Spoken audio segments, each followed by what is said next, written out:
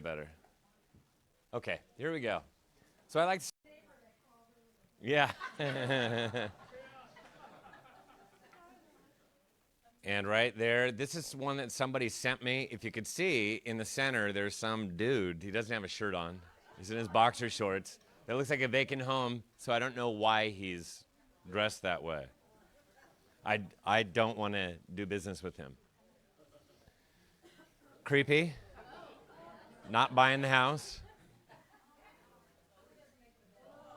Again, I'm not buying the house because it's haunted by a boy that rides around in a little red bike. Fixer-uppers, we don't really need to take pictures of the hoarders as well. We get it. Maybe a picture of the front does more than this picture. I can't visualize anything. I'm subtracting from value right now. These are called fixers. Stop taking pictures of your fixers. We know what a fixer is, and that looks worse than what I pictured. And this is an amazing real estate agent with amazing he's able to fix this up. Photoshop, thank you. Looks like they used frosting. Or whiteout. I don't know what they did. Even the chairs, something's wrong. If you remember what functional obsolescence is, this is a picture that goes along with it. I definitely don't want you to take a bath while I'm in the living room with you.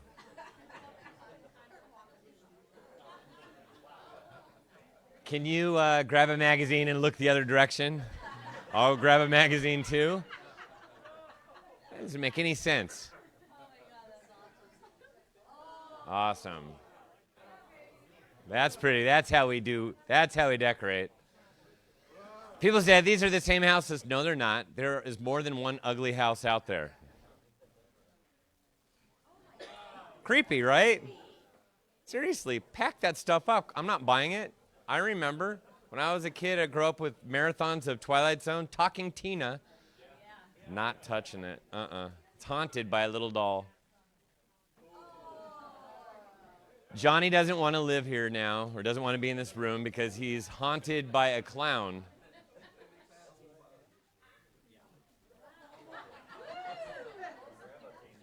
I mean, these are good features, however, I don't know. I'm not feeling it. There it is, right there. It's that house up there. Don't get lost finding it. Wow, we are a fun industry.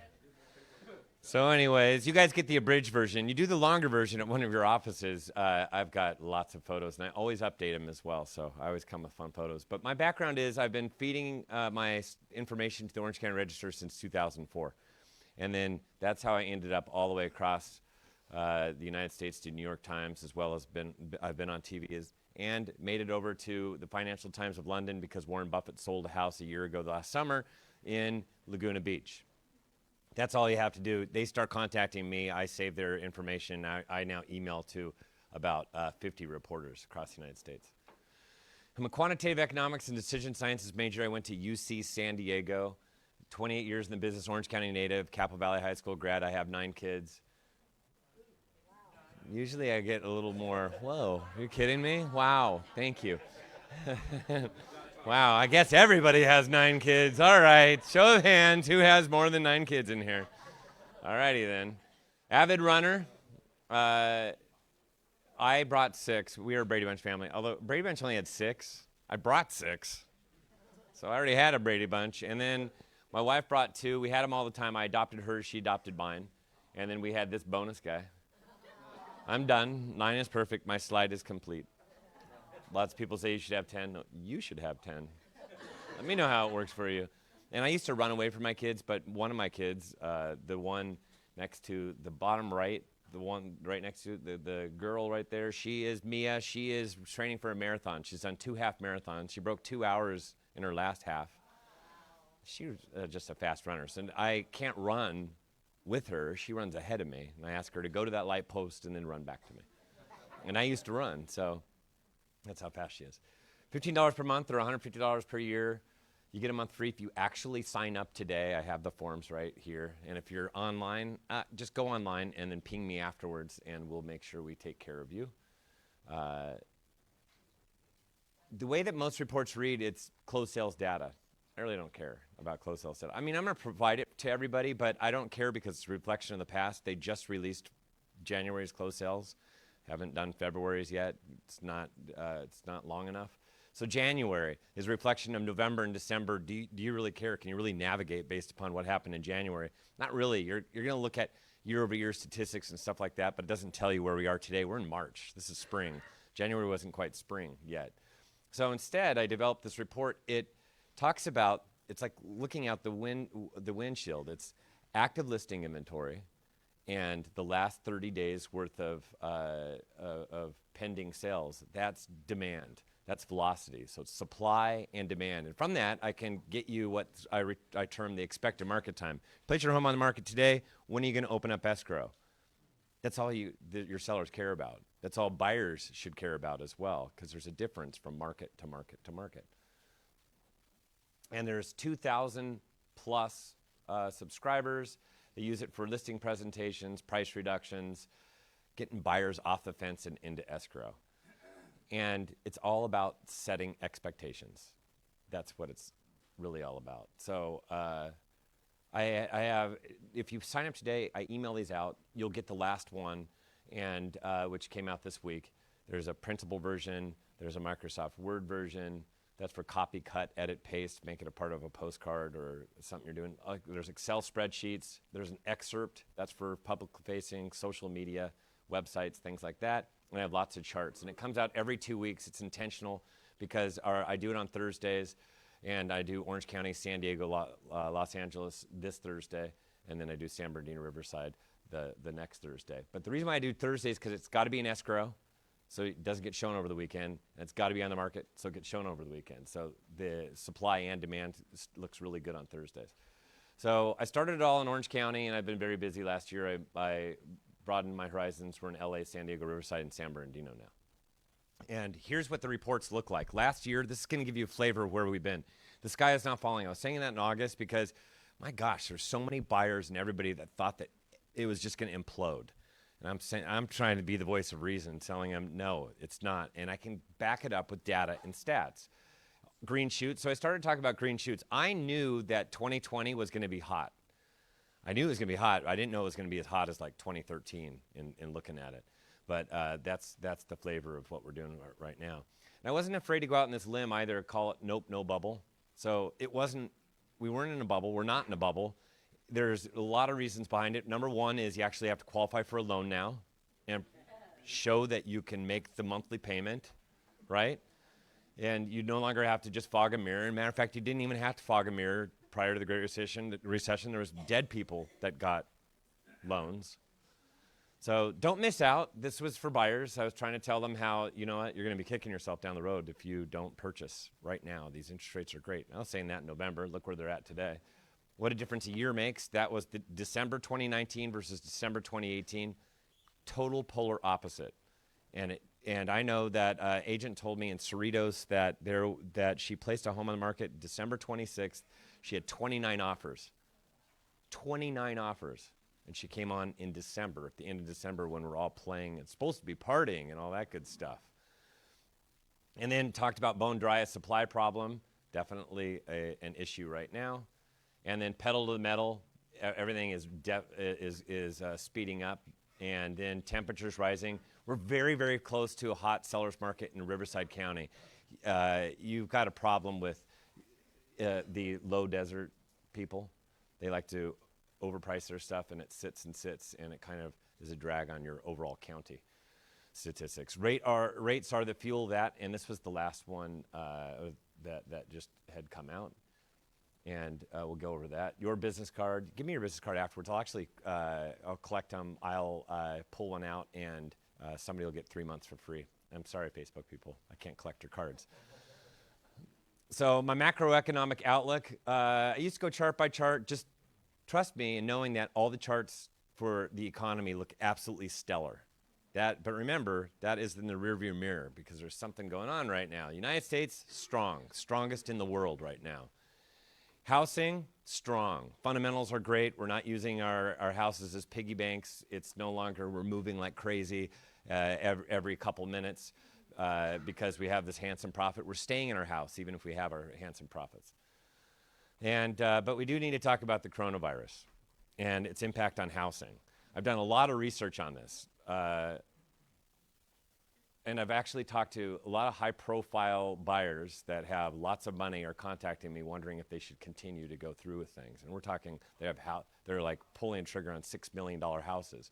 But the reason is because the upper echelon is really taking a hit right now. Those people that are heavily invested and need to take out money from the stock market are having a little bit of an issue. So that's why I need to talk about coronavirus, because it's going to come up with your buyers and sellers, and people have knucklehead ideas about what's going to happen, and people are doing strange things. So, but here's the facts.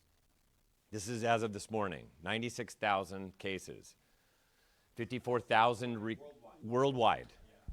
Worldwide, 54,000 recovered. We'll get into that. 3,300 deaths. And if you do the math, that's not good. It's all the way up to 3.3%. But I'm going to tell you this right now. There's a lot of people that are carrying it that don't get tested. So the real true number is between the flu. It's not the flu. I'm so sorry that people think it's just like the flu. It's between 0.1 and 1, probably closer to 1.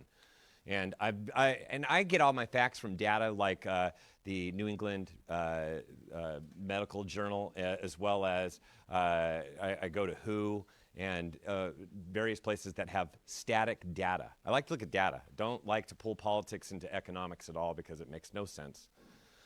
And then problem areas are China, South Korea, Italy, and Iran. There are 160 cases in the United States. It's now at 165 as of this morning. 300 million U.S. citizens. That's not a lot of people, right, that are infected. However, they're right now doing the investigation. And I have an asterisk on the one that I'm updating that I had plugged in there. The asterisk is for the following. We have not tested enough people yet. And so expect it to spike. So there's a lot of misinformation out there. Don't go buy masks. That's dumb. Don't go to CVS. Go to CVS right now. There's a big yellow sticker that says, sorry, we're out forever. So you don't need them. You look ridiculous walking around with one on. And don't go running to Costco. This is not Y2K. How did that work out for everybody? We always worry about something, and it's never as big as what it is. And I will be bringing that up in the report I'm doing on coronavirus this coming up week that I'm writing it. This is really what the coronavirus is about. It's duration and scale. How long is it going to last? The longer it lasts, the more it affects us. And scale, is it going to hit us where we're starting to close schools? They just closed schools in Washington State. They're having a little bit of an issue around Seattle right now with the most deaths. I think that they've reached 9 deaths. But this is you got to understand, it's waning in China. They're not having that many people in China, but if you look at this chart, which I would love to show you on Facebook land, I don't know if they can see this, but when you look at the blue, that's China. There is a little bit of a spike because they figured out, we're doing things wrong, and they recalibrated it, and so then there was a lot of people that were sick that they didn't really know about until they recalibrated things. The orange is what's happening around the world. See China's blue? It's coming down. It's about 2 months. Orange is just beginning, so we have another about 6 weeks, but it depends upon where else it hits.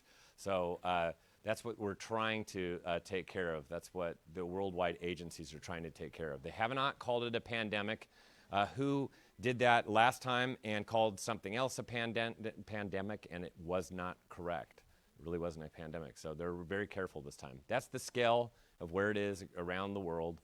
You can see it's not that much into the United States. But it's starting to affect things. In Italy, there are no sporting events, and they're talking about when you got a bad flu, it's not a bad just a flu. It's very, very contagious. You don't want to be around that many people, right? So, and then conventions. I know here in the United States, conventions they just canceled one in Anaheim, and they're now tailoring the conventions and events that they're doing, and they're augmenting them, and they're changing the way that they're doing. My kids, I just found out, they go to Washington State University. That's the east side of Washington, right? They are going to most likely come back from spring break, and they might have all their courses online. So they won't be going to classes.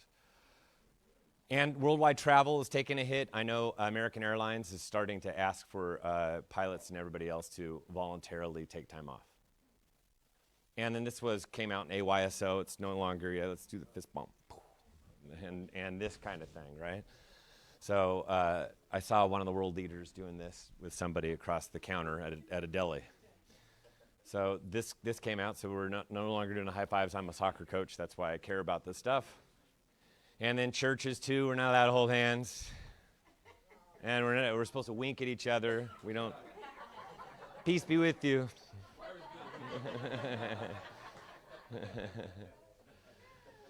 But as a result, we have this going on. Wall Street is taking a dive. Today was a dive. Yesterday was good. Yesterday was a Biden bounce. And then today it's just we're back to the same old stuff. The economy we have to look down the road. We can't look at our past. We have to look going forward, and this is what economists are taking a look at. We're looking at consumer confidence. It's definitely starting with the high income, because those are the people that are heavily invested. They're watching all their portfolios go down, but this will be V-shaped. This is one of those things where it goes down, and after everything gets all better, where's it going to go? It's going to go right back up. Yeah, so that's what they call a V-shaped curve, and that's where we're headed. Employment, we got to look at jobless claims. Right now, unemployment is great, and it's at a bottom, and we've had this bottom. Well, it'll start to rise, and we got to watch that, because as soon as that does it, that's actually a yellow flag. Regional manufacturing, we don't have that much manufacturing here, but it's something that we watch. Leading economic indicators, something we have to watch. And then Congress yesterday just passed $8.3 billion bipartisan bill. I said today, that was actually yesterday. That was yesterday that they passed that. And $8.3 billion is a lot of dough. So that's not the flu. They don't do this for the flu, so understand that.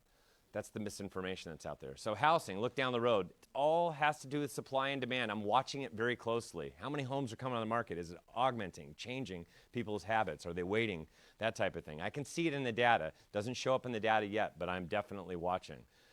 It'll take a couple weeks for that to hammer out, and that's what I will be looking for. Lower interest rates, definitely a repercussion of looking down the road. Even if we have less demand, a little bit less demand, these lower interest rates, guess what? This morning they announced it's the lowest ever.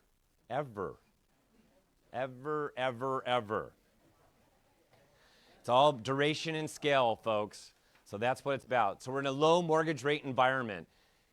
Interest rates are the fuel, the jet fuel that is just propelling our market forward. And so why are rates so low? See this? Since, I don't know if you've been around for a while like me, 1981 was not a great year for rates. 18% rates I don't like. But it's been going down ever since, and that is the way it's gone around the world. And that there's been a pull, a draw down. And we're in a low interest rate environment. It's not going to go back up anytime soon. Understand that. Fundamentally, it cannot. And rates are driven by headline news. Well, what's in the headlines right now? Coronavirus. I used to have lots of slides of all these different things like trade war. Have you even heard anything about trade war? Do you really care about the trade war? No, we don't. We care about, that's why I've seen it, like Purell outside. Please use Purell before you come in here. We don't want you guys to get me sick. So coronavirus is what it's all about. And so there's fear that's out there, and there's uncertainty. And people when they have that, they start talking about a slowdown. They start talking about the recession that's not going to happen this year. But it depends. If this thing goes on and it gets worse and we're 6 months down the road, well, then absolutely we could go into a recession, and it's all drawn by a little germ. And I didn't predict it. Nobody predicted it. Some people say, I totally knew it was going to be a recession. Liar. It was not going to be a recession if it wasn't for this coronavirus. And it most likely is not going to be, but we have to look at how long this thing lasts and if we can get a handle of it.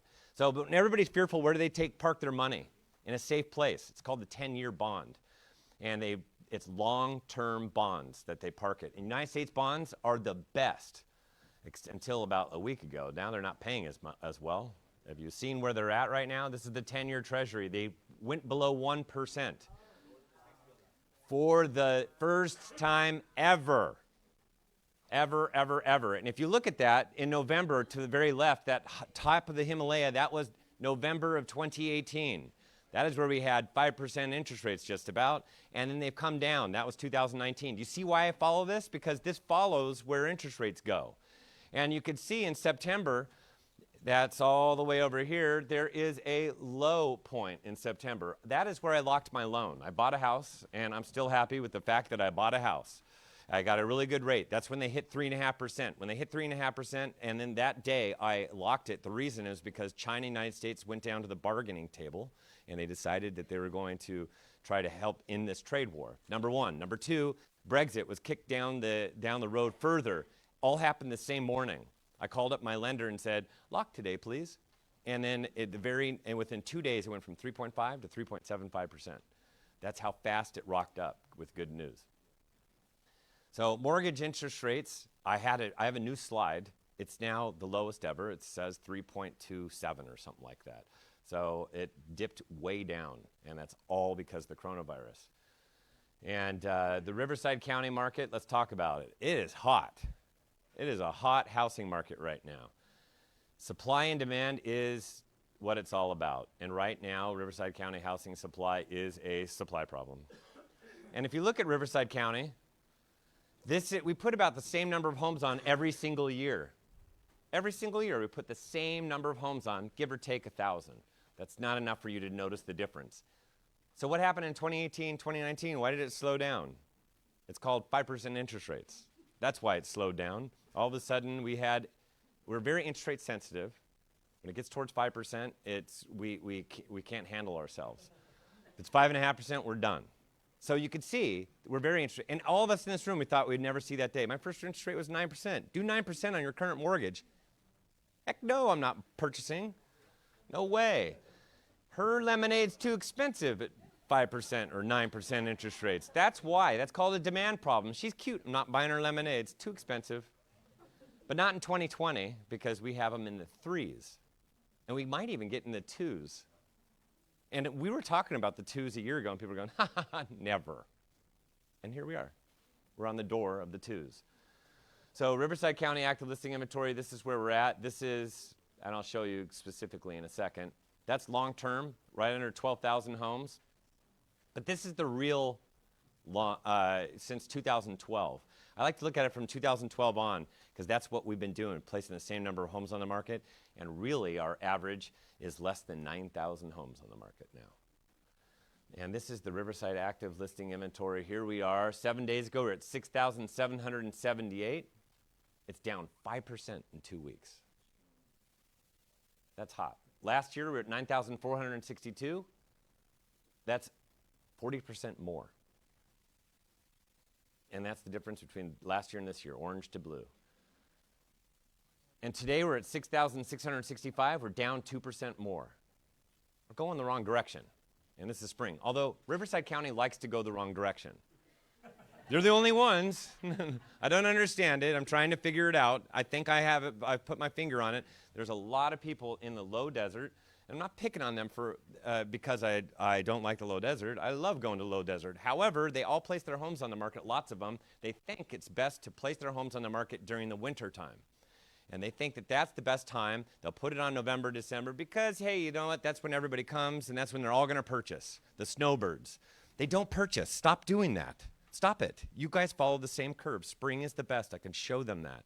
So I hope to help out your curve because you're supposed to peak during the summer as far as inventory, but you guys like to peak at the very beginning, and then you come down, and then there's another peak that happens in the fall, which is different.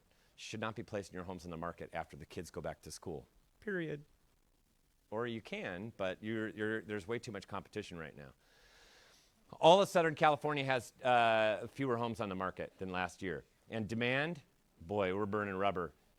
With those low interest rates, that lemonade line is long right now.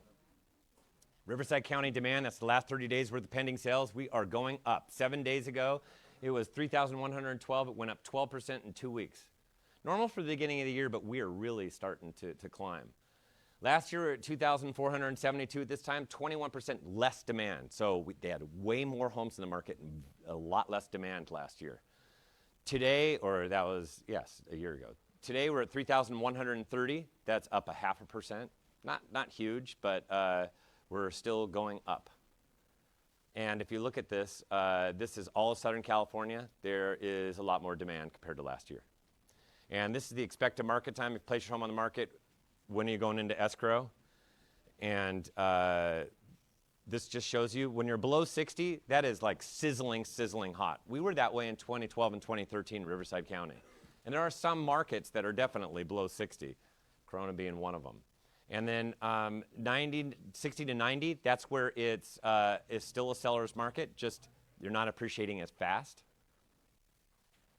And this is where above that it's a slight buyer's market. Above 150 is a deep buyer's market. But Riverside County 7 days ago is at 65-day expected market time. Southern California is at 54 days. Riverside County last year was 115 days at this time. In Riverside County today is now at 64 days. You're knocking on the doors of 60 days. That 64 days is the lowest level since July 2013. And then, so we're going down right here.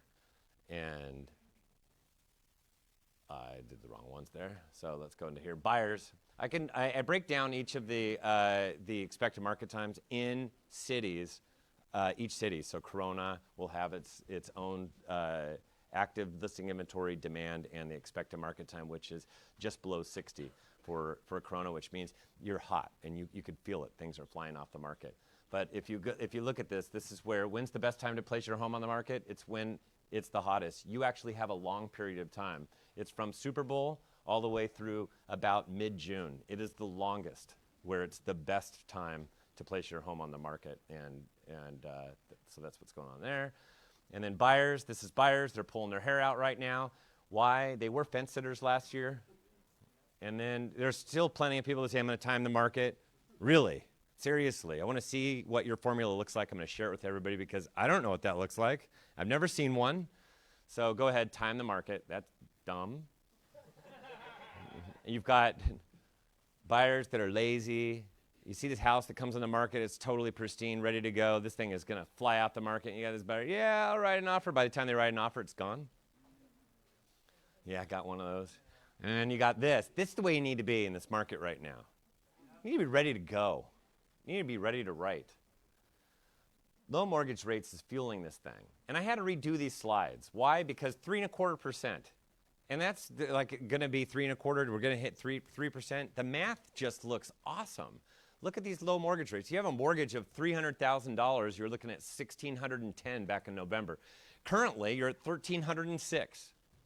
That is a savings of $304 per month. You look awesome, right? $3,648 annual savings. We need to do the math for our buyers. Let them know how much they're saving compared to 2018. And then we've got this. I had to redo this slide too and add a 3% just so you could see what it looks like. For a $2,000 a month desired mortgage payment, you're at 20% down, you're looking at a $466,000 house with 5%. Now at 3.25%, you're looking at a $575,000 house. At 3%, you're looking at $592,000. That's what you're qualifying for with just looking for a $2,000 per month desired. That's just P&I, yes. I'm just showing buyers so they could see what the different amount is that they're looking at based upon percentage. Yeah, I'm not going to throw in Tax Insurance Association. And then this is the median sales price over time. June of 2006 was the height at $431,000 for detached. April 2009, it hit $171,000, a little bit of a drop. And now we're at $415,500, knocking on the door of, hey, last time it hit that, it was a bubble. Must be a bubble, right? It's got to be a bubble, for sure. Well, look at this. Let's do the payment again. That $375,000 and 20% down to $300,000, you're looking at $1,306. In prior to the Great Recession at 6.35%, you're looking at $1,867. The monthly savings is $561 per month. That's $6,700 per year. You can't compare prior to the Great Recession to today, period. You just can't. So people that think that, well, now that we've got these high values, we can't afford them, we can because of interest rates. This awesome couple changed the way all of our buyers and everybody in the world thinks. We now no longer want to fix up a house, period. That's why people can fix up a house and flip it wherever they're at. They do it all the time at all different price ranges. And there's lots of shows that do the same thing. I bought my house that has 2 lights hanging in the kitchen. That's right, like Joe. Joe's going, yes, way to go. I actually just turned those on. My wife laughs at me, but it looks really cool. And that's what all buyers want. Everybody wants it to look like a model. If it doesn't look like a model, price it like it's not like a model. If it looks like a dog, smells like a dog, there's dog hair all over the place, that's a dog. Price that puppy like a dog. And buyers want fair market value. They'll pay the fair market value a little bit more in this hotter market right now. A little bit more, and that's how we get the appreciation, a little bit more. We're going to go up at least 6% this year in Riverside County. 6%, pretty good, right? So tell your sellers it's going to be 6% in 365 days, not a week, not now, not tomorrow. You can do a little bit extra, like a few $1,000s extra, even price it at that last comp. You'll get lots and lots of offers if it's truly ready to hum, and then you just play a little game of Monopoly. That's fun. It's selling this awesome property, and you all need hotels. And then the buyers are going to be kicking themselves because they didn't purchase. They always did. I've been doing this since 1991. I know people that just constantly sit on the fence. Sellers, let's talk about them. That's right. That's the ticket. Those are our sellers. Before you get to the listing presentation, this is what they do. They're going to do their homework. They're going to do their homework. They're going to go all over the place. They're going to go to Zillow. They're going to go everywhere. They're going to find everything they need to throw it in your face. And if Zillow doesn't work, they'll find something else that does. Because they're empowered to overprice. And that's what they do. We need to get these sign writers in all associations. Sorry, you're overpriced. Do you see this little sign writer? If we're going to go with your price, Mr. and Mrs. Seller. So sitting on the market, 0 to 200,000, almost 50% have been on the market for 60 days plus. I'm going to say lower your price. 200 to 300,000, 47%. Lower your price. 21% of all listings have failed in 2019. 24% in 2018 and 23% in 2017. You can pretty much guarantee 1 out of every 5 listings will fail. In Riverside County, this is where we are. That's January. My arrow's a little off, though that's nice. First quarter down 10%. Last year, second quarter down 1%. Third quarter up 9%. Fourth quarter up 9%. January to December last year, we're up 2% year over year. January 2020, up 18%. And sellers wondering, why hasn't my home sold? It's because it's your price. That's why. And I'm tired of you telling me you're worried about leaving money on the table. Like I said, put it on the market at the fair market value. It better be nice and all that stuff, and then you'll get lots and lots of offers. You pit them against each other. It's kind of like that Yoda doll that's out right now. Have you heard about that? Can't even buy it right now because it's so popular. It's like the Cabbage Patch doll. You can now pre-order it for Christmas 2020. Yoda doll. There you go. You have that Yoda doll, and you just place it out in front of everybody. There's going to be a bidding war. That's what we want to do with real estate, right? So market overview really quick. The lower price ranges are hot. 0 to $400,000, 52-day expected market time. Hot. 400, 500, 48-day expected market time. And it goes up from there. Luxury home sales above 650, that's year over year, it's up 10%. And that is almost an all-time record, dating back to 2005. Luxury is 25% of the inventory and 9% of demand. True luxury is the top 10% of a market. For all of Riverside County, the top 10% of your market is 580,000 plus. So if you have a listing that's at 500,000, it's not luxury. Sorry, you were very close. Not luxurious enough. So where do we go from here? Housing, hot. It will be hot in 2020.